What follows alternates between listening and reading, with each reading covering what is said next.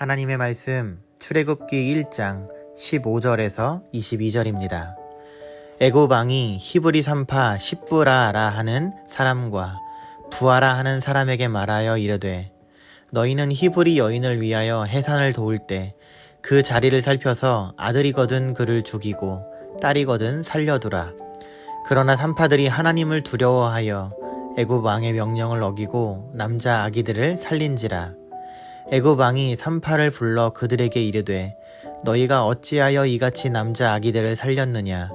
산파가 바로에게 대답하되 히브리 여인은 애굽 여인과 같지 아니하고 건장하여 산파가 그들에게 이르기 전에 해산하였더이다 하매 하나님이 그 산파들에게 은혜를 베푸시니 그 백성은 번성하고 매우 강해지니라.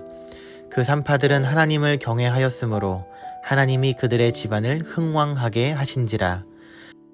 그러므로 바로가 그의 모든 백성에게 명령하여 이르되 아들이 태어나거든 너희는 그를 나일강에 던지고 딸이거든 살려두라 하였더라. 아멘. 애굽 왕 바로는 남자 아이들을 다 죽이라는 명령을 내립니다. 그런데 히브리 산파였던 십부라와 부하는 왕의 명령을 따르지 않았습니다. 그 여인들은 왕의 명령을 어기는 사람이 받는 형벌에 대해서도 잘 알았습니다. 그러나 그들은 애굽 왕의 권세보다 하나님이 가진 권세와 위엄을 두려워하는 사람들이었습니다. 그들은 하나님을 알고 믿음을 소유한 사람들이었습니다. 하나님은 이처럼 당신을 두려워하며 경외하는 사람들을 사용하십니다. 사탄은 하나님의 백성이 세상을 두려워하도록 다양한 방법을 사용합니다. 사람은 두려움에 빠지면 하나님의 뜻에서 이탈하여 죄의 유혹에 빠지기 마련입니다. 전쟁에 나간 군인을 한번 생각해 본다면 만약 날아오는 총알이 무서워서 꼼짝하지 못한다고 생각해 보시기 바랍니다. 그렇다면 승리는커녕 그 전쟁터에서 도망칠 생각만 하는 것 아니겠습니까? 그래서 하나님은 당신의 백성에게 두려워하지 말라고 계속하여 명령하시는 겁니다.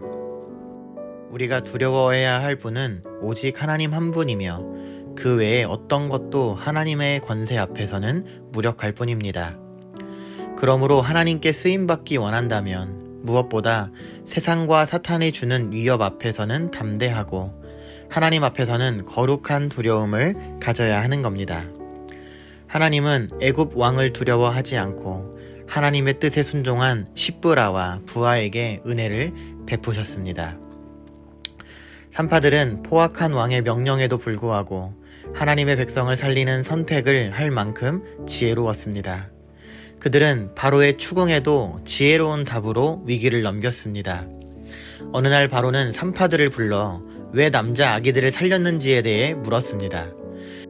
만약 이 물음에 잘못된 대답을 한다면 산파들의 생명이 위태로운 순간이었습니다.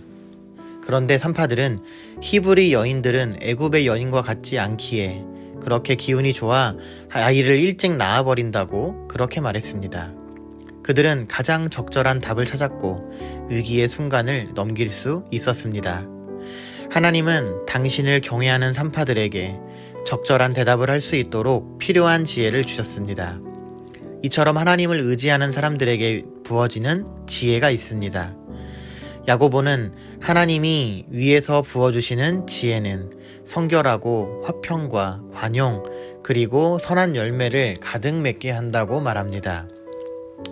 산파들은 하나님이 주신 지혜로 위기의 순간에 옳은 것을 분별했고 선한 열매를 가득 맺었습니다. 이 산파들을 통해 죽음 앞에 있던 하나님의 백성이 생명을 구하게 되었습니다. 그러므로 우리는 세상에서 배운 인간적 지혜에만 미달려서는 안 되고 세상의 지혜에 만족해서도 안 됩니다. 하나님이 주시는 참된 지혜의 필요성을 알고 그것을 구해야 합니다. 하나님이 지혜를 구한 솔로몬을 사랑하셔서 그에게 풍성한 지혜와 더불어 넘치는 복을 주셨음을 늘 기억하시기를 바랍니다. 하나님은 당신을 경외하는 자들에게 담대함과 지혜를 주십니다.